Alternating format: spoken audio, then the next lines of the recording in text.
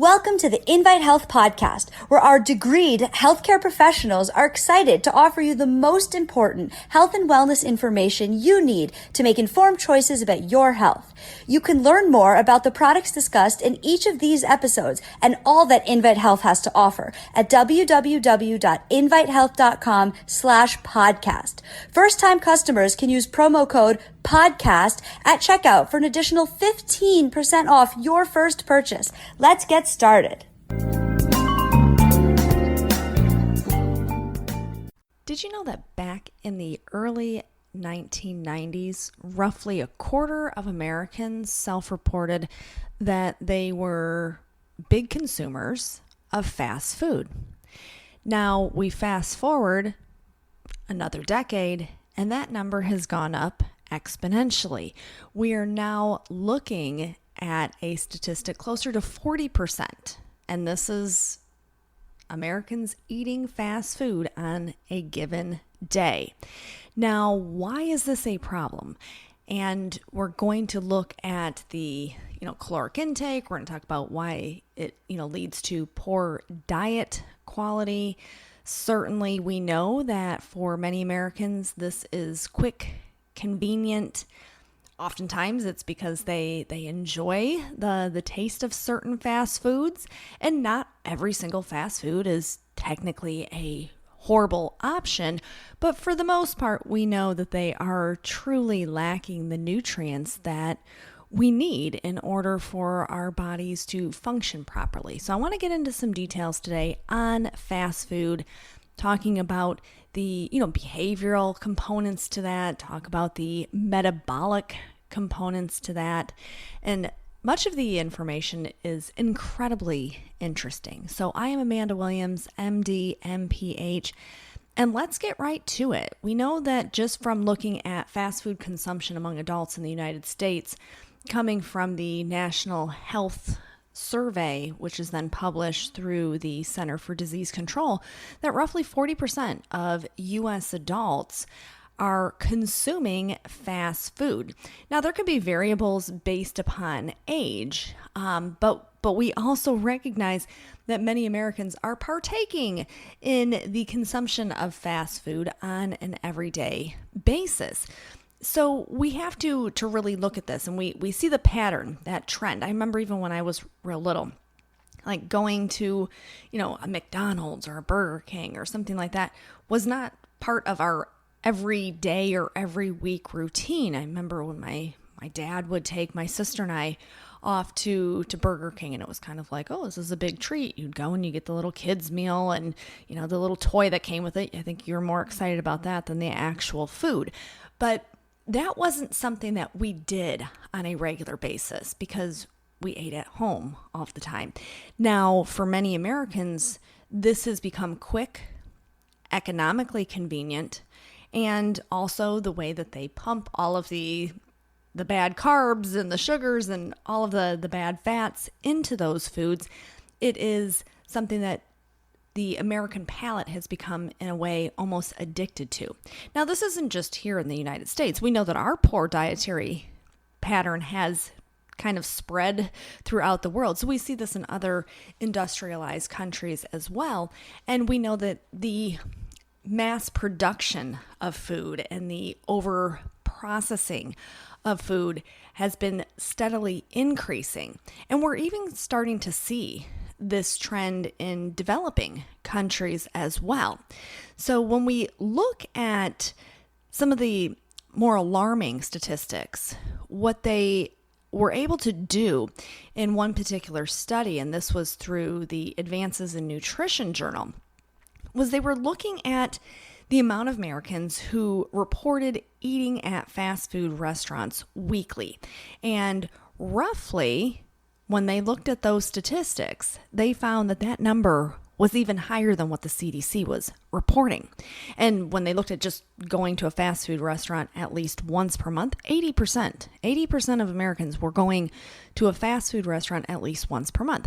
Now that kind of falls into that category that I was describing when I was a child. I don't even think we went once a month. It was very rare that we would ever go out to a fast food restaurant. And if we went to a regular restaurant, it was usually, maybe a diner or, a pizzeria. And that in and of itself was rare too. But what we know is that fast food is often made with these very nutrient lacking ingredients. And we know that the high fat component is quite high. We know that the added sugar is incredibly high, which is what keeps you going back. And we know that many of these fast food restaurants have altered their menus to try to include healthier options. But even with that being said, we can generally look and say even the healthier options are still not as good as if we are, preparing our own foods at home and doing it in the right way and trying to really adhere to that Mediterranean diet. So I'm going to talk a little bit about some of the science behind the Mediterranean diet and looking at what happens when we're looking at cardiometabolic markers versus Mediterranean diet versus the fast food consumption. And it really is quite interesting. Now, in the American Journal of Lifestyle Medicine, they talked about the hidden dangers of fast and processed foods and seeing that Americans are starting to really take this upward tick in terms of daily consumption of fast foods for, like I said, for a variety of different reasons. For some people, it's just the convenience. For others, it maybe is more economical. For others, it's just they absolutely love the taste. So there's many different things. But what we must recognize is what is actually happening internally.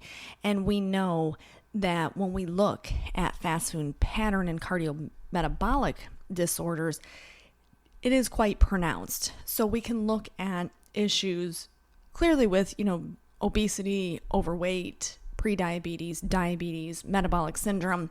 There are direct correlations between the consumption of poor fast food and processed foods and those direct links, and including, looking at the consumption of those foods and the linkage to cardiovascular disease.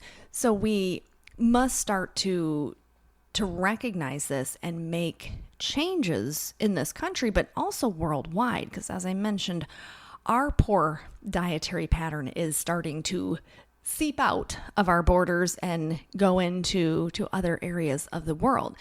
So looking at the acute effect, when we look at the ingestion of different fats and we look at oxidative stress in the body, because remember, every time we eat, that is going to drive up free radicals, even if we're eating incredibly healthy. But now we add in the component of bad nutrients coming from foods, or what we generally recognize as foods from these fast food establishments. And they have done multiple studies to really analyze what is happening at this acute level in our system after we consume these really unhealthy foods. And in the Nutrition Journal, about 10 years ago, they did a real interesting study where they were looking at different markers for inflammation, such as NF-kappa beta activation, and recognizing that after someone ate a high-fat meal coming from a fast food restaurant, for example, they saw this sharp increase in NF-kappa beta activation in the body, meaning we're getting a lot more systemic inflammation that was driving up, which I think is really quite interesting. So looking at these different inflammatory factors and also looking at what is happening within the vascular system itself is something not to be just dismissed. When we recognize what is happening in terms of vascular and inflammatory markers after a high-fat meal and seeing the long-lasting damage that this can actually create is where much of the current research is predominantly focused. There was an interesting study, and this was published in PLOS One, which is a very large peer-reviewed journal, where they took a group of young, healthy adults and they had them consume really bad food, and they were trying to induce this postprandial low grade inflammation. They wanted to see, what's happening in terms of systemic inflammation after they eat this bad food. What's happening in terms of endothelial dysfunction, so within the lining of the blood vessels themselves. And this was a double-blind trial. So what was interesting in this was they found that the inflammatory markers were incredibly pronounced in the group that was given the really, really bad foods. And this doesn't happen, months, years later. This is instantaneous. So they ingest the food, and within 2 hours, when they go and they do the blood sampling, they're already seeing that impact. They're already seeing how negative these foods are having on our internal functionality. And I think that this is really, really important. And, when you ask people, well, why do you eat at fast food? Why don't you, just try and go to the grocery store and get some healthy choices? And most people talk about the reasons why they eat at fast food was because it was quick. It was quick. So they did a study through the Journal of the American Dietary Association. And they find that over 90% of people who regularly eat fast food, that's the reason. Well, it's because it's fast. It's fast and it's convenient. 70% of them said, well, yeah, it's because it tastes really good. Some of the other reasons that were, to me, this is very pronounced coming from this study, as a way of socializing. It was only 30%. And when we talk about, back in the day when people used to sit down at their kitchen table, their dining room table, and catch up with family members and talk about how their day went, that social interaction that was revolved around food, that is very much so gone by the wayside.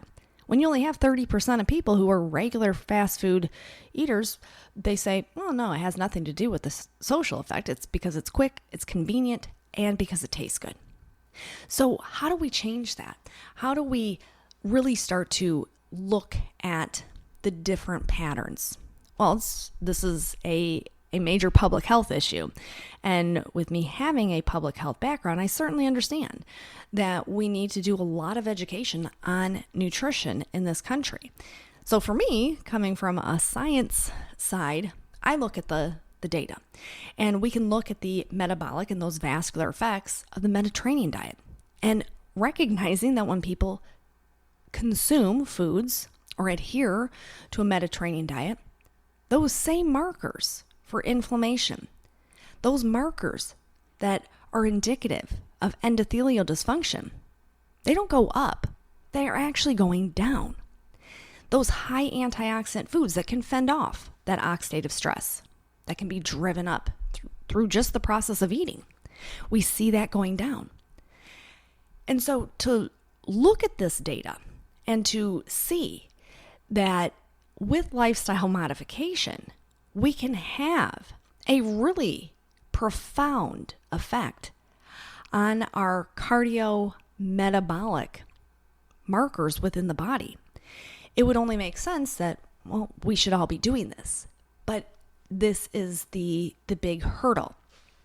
Now, there was another study that was done where they were looking at the effects of Mediterranean diet on biomarkers of vascular wall inflammation as well as plaque vulnerability. So if someone has, plaques that are building up within the blood vessels, they wanted to see, if someone is eating a Mediterranean diet, would this have any type of an impact? And indeed, this is what they found. They found that the adherence to a Mediterranean diet was associated with this increase in serum markers for plaque stability. So what does that mean?